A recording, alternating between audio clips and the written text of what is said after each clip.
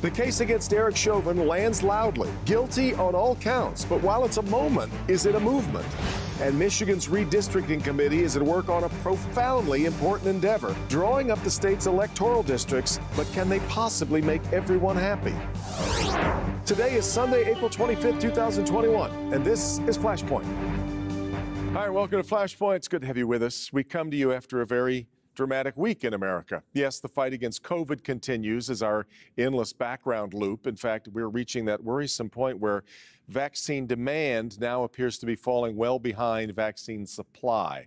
And clearly, public health experts have their hands full fighting the hesitancy that is clearly pretty strong among many right now. But we found our attention fixed squarely this past week on Minneapolis as the jury made rather quick order of their task in convicting former police officer Derek Chauvin in the death of George Floyd. As that happened, we were presented with fresh attention-grabbing cases of people dying in conflict involving police. Interestingly, the chief reaction across the country as the verdicts were read seemed to be one of relief rather than celebration. As the producer of this program, Olive Hethikanavalla, noted, it was like seeing a scan that shows you're still riddled with cancer, but at least it hasn't grown since last time. There is work to do because, yes, there is a difference between a moment and a movement, and we're going to talk about that this morning.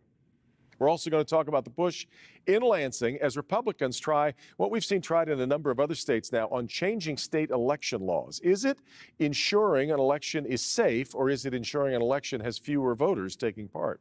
And speaking of elections, a new poll shows 75% of Michiganders have not heard of the Michigan Redistricting Commission. That's interesting because Michiganders voted for it, and they are at work right now to carve up our voting districts in a fairer way. But is that possible? It's all today on Flashpoint.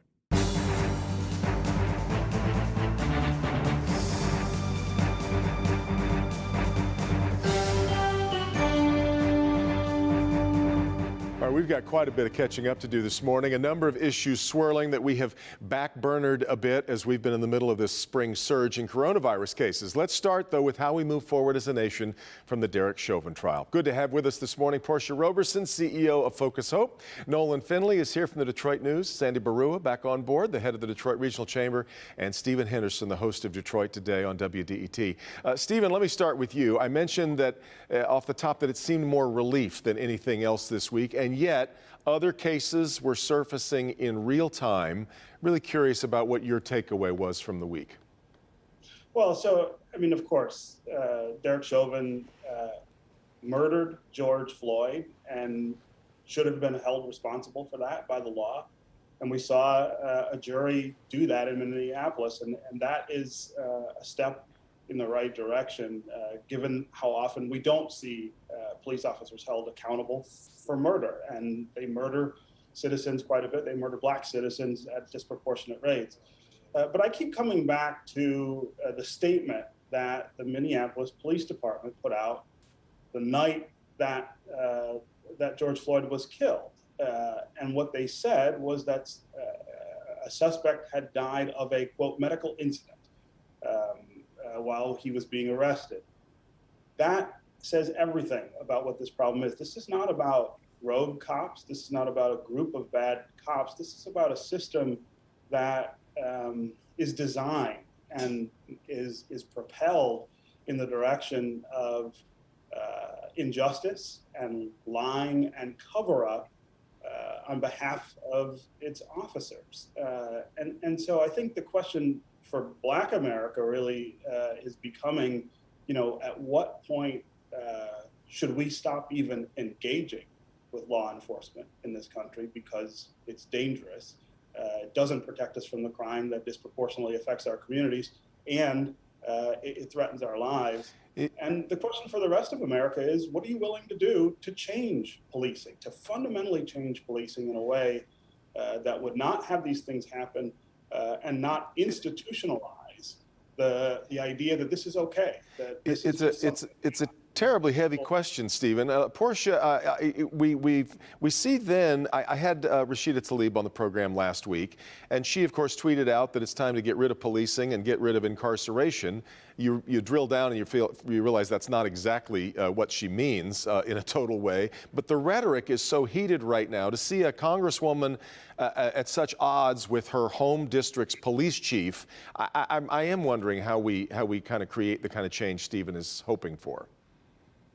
Well, but I can't disagree with Congresswoman Tlaib. I mean, the reality of it is, if we expect the system as it is now to be revamped in the structure that it currently is into something new, I think we're sorely mistaken that that's going to happen. I think there's no question that we're going to have to dismantle the system as it stands today. And, you know, one of the things that stood out to me, actually, kind of two of the things that stood out to me is, as the conviction was coming down against Derek Chauvin, there is more revelation about past incidents that he's had, that because we did not have a video, no one chose to charge him. And that speaks volumes to that cover-up mentality. And then, as Stephen mentioned, you know, the engagement of Black people in calling the police. I mean, at least the early story is that the young woman who was shot in Columbus, and I know there's a lot of controversy around whether that shooting was justified, but the reality, or at least what we're hearing at least initially, is that she was the one who called the police. And so you have to wonder whether or not you are going to call the police when you're engaged or when you're feeling a threat, because you know that it could go terribly wrong and you could end up dead on the sidewalk. And so I really do think we're going to have to sort of blow up the criminal justice system and how law enforcement operates now and rebuild it, because I don't think it can be transformed from the inside or transformed from its current state into what we all are looking for, which is a law enforcement and criminal justice system that all of us can rely upon. Sandy, I guess I see in this the politicization that seems so inescapable about everything else in life right now, including coronavirus. But there was a poll this week that showed that a lot of Republicans didn't think that Derek Chauvin should be found guilty. Are the politics just? Is it impossible to wash those out of what we're watching when we're talking about evidence in a trial? Yeah, I mean, what we need as a nation desperately is a really open, honest, candid conversation about where we are in policing in this country, because, you know, I think we all have to understand that multiple things can be true at the same time. Clearly, the data shows that people of color, especially Black Americans, are getting arrested more frequently in similar situations where white Americans are not. There obviously, you know, there's a big disparity in terms of, you know, police-involved shootings against Black Americans. We saw the videotape of George Floyd being murdered on the street of Minneapolis. But also, we have to understand that police are being asked to do so much more in today's society than they did, you know, back in, you know, the Andy Griffith days, right? You know, social counselors and things like that. And they're not equipped to do that. And we haven't really given our police and our law enforcement community the resources that they need to do that. I mean, we've been paying them less. We've been providing them fewer resources. I mean, you know, there is a challenge here for all of us to come together and say, hey, we have a problem. Let's admit that we have a problem. Let's fix it. But let's ensure that the people who we rely on, you know, for our safety and security have the resources, the training that they need to actually execute the mission that they've been given, which is different today than it was a generation ago. Nolan, when we talk resources, that means money. I heard the head of the Michigan Police Chiefs Association this week say that right now Michigan spends about the equivalent of $120 or so per police officer on training every year. That's most businesses spend a lot more money on training their employees every year than $120, especially for something as important as policing. Yeah, and I would agree with Sandy. We're putting these people in a position to deal with all of the problems in society that we haven't dealt with. And Robert Bobb, the former emergency manager of Detroit Public Schools, wrote a piece for us this past week talking about the need to approach this issue in a holistic way. It's not just about the police. It's about the situations that are creating that are leading to the violence in our society and the desperation in our society. And certainly race is a huge factor, but it's not just a racial issue. Half the people who get shot in this country are white people. I do agree with Portia that we've got to look at how we're policing. And, I think we have to stop and ask ourselves, a lot of departments no longer do high-speed chases because they became too dangerous. How can we defuse these encounters? Is it okay sometime to walk away? Should we be emphasizing that lethal force is an absolutely last resort? And routine traffic stops. I went to Italy, came back home, there were $500 worth of camera tickets in my mailbox. I never got pulled over. We have the technology to avoid these routine traffic stops that often are used as an excuse to pull somebody over or lead to these explosive events occurring when it wasn't anticipated. I'm sure it was just a language barrier and not your horrendous driving skills. Yes, I'm sorry, Right, Portia, did you want to jump in? No, well, but I was just going to point out that one of the things we have to think about too is that when these police brutality cases or these murders happen and the payout from the city becomes, I think in Chauvin's case, it was $27 million.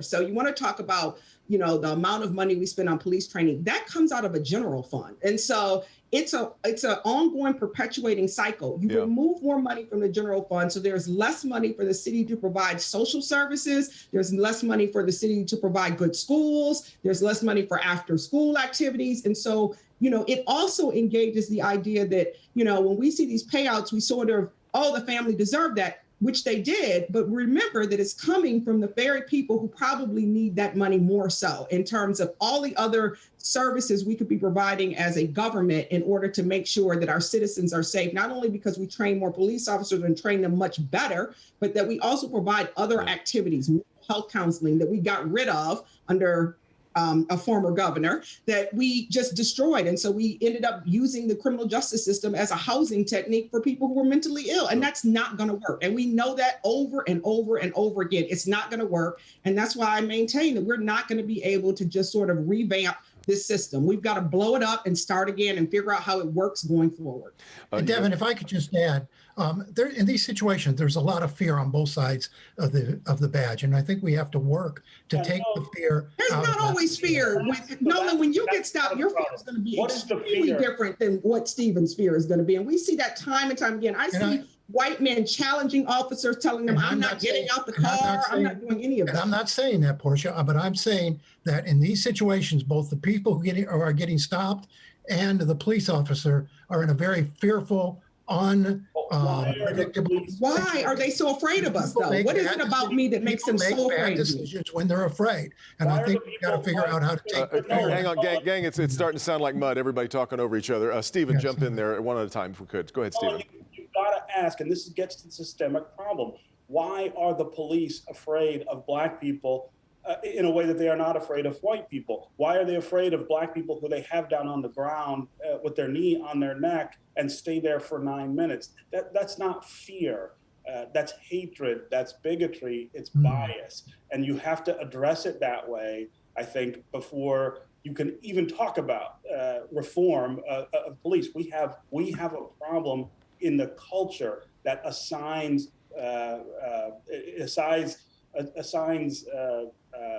absolute maliciousness to black skin, and that's what the police are responding to.